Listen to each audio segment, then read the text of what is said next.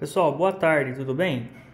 Pessoal, queria agradecer o pessoal que comentou nos vídeos anteriores aí, perguntando, né, elogiando o aquário, perguntando, né, sobre algumas dúvidas aí. Eu respondi todo mundo que perguntou no vídeo. Queria agradecer mesmo aí a todo mundo que assistiu, que gostou. E se de alguma forma eu ajudei ou tô ajudando o pessoal aí que está começando no aquário marinho a desmistificar certas coisas aí, né? Que impuseram como regra no aquarismo marinho. ah, Só de coração mesmo, pessoal. Agradeço a todo mundo aí. E nesse vídeo eu quero falar sobre algumas coisas, inclusive sobre uma das regras aí do aquarismo marinho, que é o SAMP, né? E o porquê que eu não uso. E perguntaram, né? Tive algumas perguntas aí sobre esse tema. Uh, Pessoal, o SAMP, o que é o SAMP, tá? Em primeiro lugar, às vezes tem alguém que está começando aí, deixa eu só arrumar aqui. Tem pessoal que está começando e não sabe o que é o SAMP. Pessoal, o SAMP nada mais é do que um filtro, tá? Na verdade, ele é um espaço para você acomodar, que você vai colocar embaixo do aquário, no seu móvel, na parte de baixo do aquário. É uma caixa de vidro, tá? Com algumas repartições e vai ter mídia, vai ter saquinho de carvão e tudo mais o que você vai colocar no seu aquário, vai lá nessa caixa de vidro. O perlon, que seria, né, a filtragem mecânica aí para segurar a partícula, carvão ativado, mídia biológica, o skimmer, dosadora se você tiver, os coolers geralmente o pessoal coloca no SAMP. Tem gente que coloca alga chatomorfa, essas coisas aí para consumir fosfato e tudo mais. Tudo isso vai no SAMP, pessoal, para não ficar esse aspecto de, né, coisas aqui em cima do aquário. Fica tudo guardadinho lá dentro do móvel.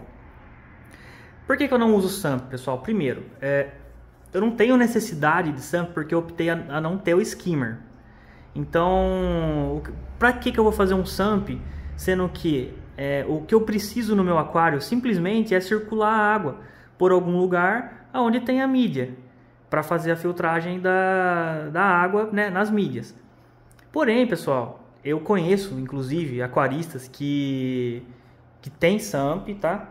E eles usavam rochas naturais dentro do SAMP e removeram rochas, porque o nitrato estava muito zerado no aquário deles. E então eles tentaram remover rocha para diminuir a quantidade de colônias de bactérias, para tentar, né, solucionar o problema do nitrato baixo. Por quê? Porque rocha, todo espaço que você tem, por exemplo, aqui o substrato, aqui que eu não limpo, esse vidro lateral que eu não limpo, o vidro de trás lá que eu não limpo, todo esse espaço, tudo que for que está fixo dentro do seu aquário, vai acomodar colônias de bactérias. Então, a água passando por esse espaço, ela está sendo filtrada, entendeu? As colônias de bactérias estão consumindo nutrientes da água. Quando você tem um filtro, você força a passagem de água, né, nas mídias e você faz essa mesma a mesma função, tá? Mas no meu caso, por exemplo, que eu tenho muita rocha, né, eu tenho duas montanhas de rocha, uma aqui e uma ali, eu já tenho muito espaço para bactéria, então não tem necessidade de eu colocar a mídia dentro do meu filtro, ou de eu ter um SAMP com mais mídia, entendeu? Não tem necessidade. Agora, claro, se eu fosse ter um skimmer, eu vou explicar o que o skimmer faz. O skimmer, ele remove matéria orgânica que está na água em suspensão antes dela se decompor. Então, você vai diminuir a sujeira da sua água antes dela, vamos dizer assim, dela apodrecer. Isso gera menos nitrato e menos fosfato na água. Porém, pessoal, também existem pessoas que têm skimmer e desligam o skimmer por certos períodos durante o dia, né, para deixar um pouco de sujeira, vamos dizer assim, na água, porque quando você tem muito coral, que nem eu aqui, coral soft e LPS principalmente, eles consomem esse tipo de nutriente. E quando você não deixa esse nutriente na água, você acaba definhando os corais, entendeu? Então, o equilíbrio é difícil nesse caso.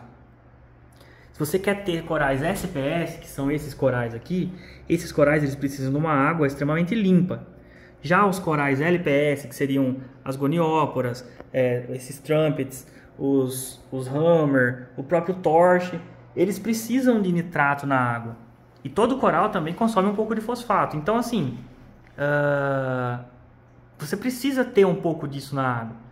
E como que fica mais difícil, vamos dizer assim, você controlar o nitrato e o fosfato, na minha opinião, quando você tem um skimmer muito potente, do que você ter um aquário sem skimmer. Por quê? Meu problema aqui, por exemplo, é fosfato. Meu nitrato é quase zerado, por causa da quantidade de rocha que eu tenho no aquário. Tenho muita bactéria aqui, e eu ainda doso bactéria toda semana, que eu até parei de fazer, né? Porque eu estou tentando subir um pouco o meu nitrato. Mas o meu fosfato, ele é alto. Por exemplo, o fosfato que o pessoal dita como regra, né? Que seria o ideal para o aquarismo, é 0,02 ppm, tá? 0,02. O meu é 0,4, ou seja, eu tenho 0,40 ppm de fosfato na água, que para muita gente aí é um absurdo, tá? Mas tá aqui, né? Que tá aí funcionando, os corais estão aí, então não sei, né? Mas enfim, eu tô tentando abaixar um pouco o fosfato porque eu tô tendo algumas algas, ó. Se você olhar aqui, eu tô tendo algumas algas que provavelmente estão vindo do meu fosfato alto. E como que eu abaixo o meu fosfato se eu não tenho skimmer? Um dos meios é fazendo TPA, mas aí eu teria que aumentar a minha TPA, e aumentar a TPA pode desbalancear o meu ecossistema, né? Porque eu vou estar trocando mais água e vai mudar muito, né? Às vezes dá algum choque de reserva, de outros componentes aí, e o custo é maior, né? Ter um skimmer seria uma opção, mas para mim não é opção, e que eu não tenho SUMP e tudo mais. E uma outra opção, pessoal, é usar um removedor de fosfato, que é uma mídia que você coloca num saquinho e ele fica dentro da água, ele fica ali dentro do filtro, né? Num dos dois filtros ali, e ele remove fosfato. Eu já tentei usar, um deles chama Rovafos, que é o removedor de fosfato dessa Rova, que é uma marca, tá? Já tentei usar o da Siquem, que é o Fosguard, mas nenhum resolve, não abaixa. Meu fosfato é 0,4. Aí, pesquisando com o pessoal que já tem aquário e tudo mais aí, cheguei na conclusão que, como meu nitrato está muito zerado, meu fosfato não vai abaixar. Enquanto eu não conseguir subir meu nitrato, né, por experiência dessas outras pessoas, aconteceu isso também. Enquanto eu não conseguir subir o meu nitrato, meu fosfato não abaixa. Por quê? As bactérias que consomem fosfato, elas usam nitrato como fonte de alguma coisa aí, né, para elas procriarem, e daí elas consomem o fosfato depois. Então, no ciclo, né, o fosfato é o último a ser consumido. Como eu não tenho muito nitrato, eu já paro o meu ciclo no nitrato, entendeu? Elas consomem todo o nitrato e não chegam a consumir o fosfato. Então, assim, eu estou mantendo o meu fosfato em 0,4 com esse removedor de fosfato, que é o Fosguard, né? Não sei se ele está ajudando ou não, mas estou mantendo com ele. E estou dosando o nitrato do barraque, mas estou dosando 20 vezes mais do que pede na embalagem, né? E até agora não subiu o meu nitrato. Eu tenho muito coral que consome nitrato, então acredito que também, além das bactérias, os corais e tudo mais, está ajudando a manter meu nitrato muito baixo aqui, e eu estou tendo esse problema com o fosfato. Esse é um dos problemas, né, de não se ter o skimmer, mas eu acho ainda mais fácil você controlar assim do que você ter o skimmer, porque pra mim, pessoal, um skimmer aqui, como aqui o aquário fica na minha loja, o skimmer você precisa limpar ele também, entendeu? Então eu teria que abrir o móvel, tirar o skimmer de dentro do sump, fazer a limpeza, é mais uma coisa para limpar, entendeu? O próprio sump, né, a caixa de vidro, você precisa sifonar porque vai parando matéria orgânica lá. Então, para mim fica inviável esse aquário na loja e eu ter que despender toda essa mão de obra aqui, ia sujar chão e tudo mais. Então, não tenho como, tá? Na minha cabeça, eu nem ia chegar a ter tudo isso que eu tenho hoje, né? Eu comecei com um aquarinho de 40 litros e minha intenção era ter um casalzinho de palhaço e uma anêmona. E eu fui colocando coral, até onde eu via que não morria, eu aumentava, troquei de aquário e tá aí, né? No filtro Hang-On. Mas assim, não foi um projeto, né? Eu não pensei assim, vou fazer um aquário de 170 litros no filtro Hang-On. Não.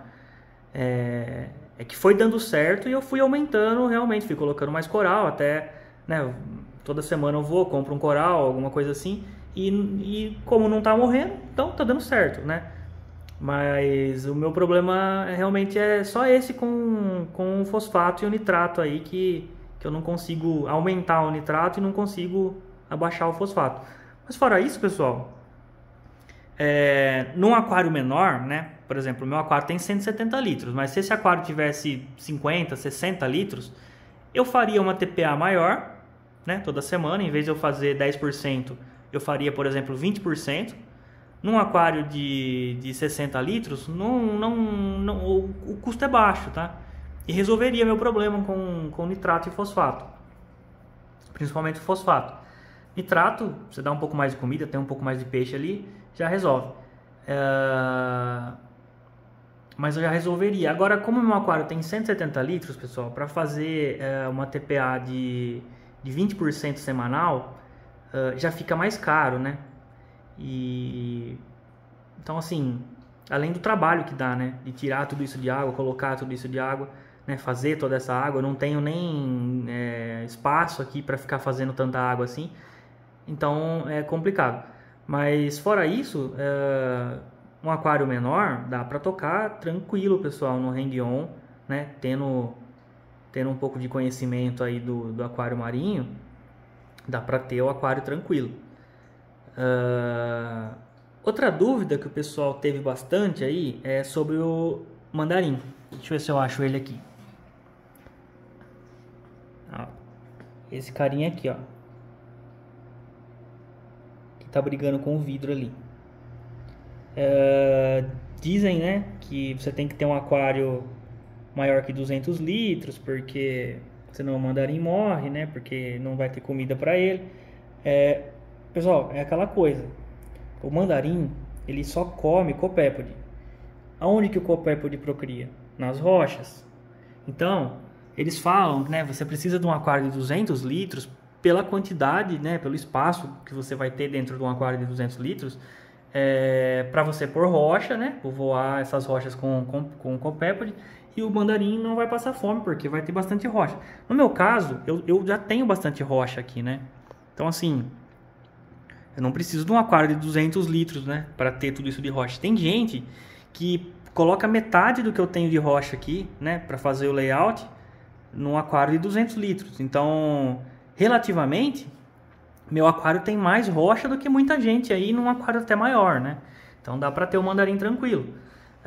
Outra coisa, eu uso um alimento também do barraque, que é o Biomass, que ele serve para alimentar coral, e ele também serve de alimento para copépode, né, para toda a microvida do aquário. Então, sempre os copépodes estão se procriando e nascendo outros aí.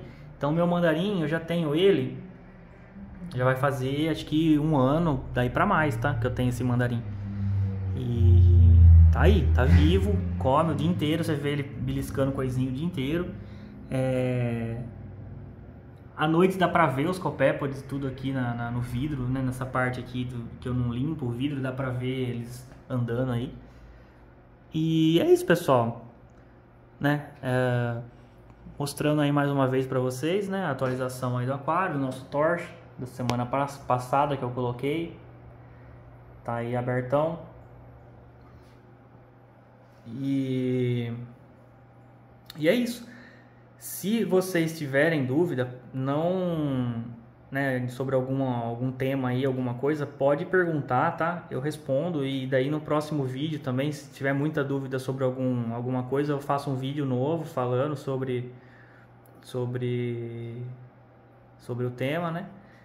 E vamos ver se a gente consegue aumentar o número de aquaristas aí que tem a intenção de ter um aquário marinho, né?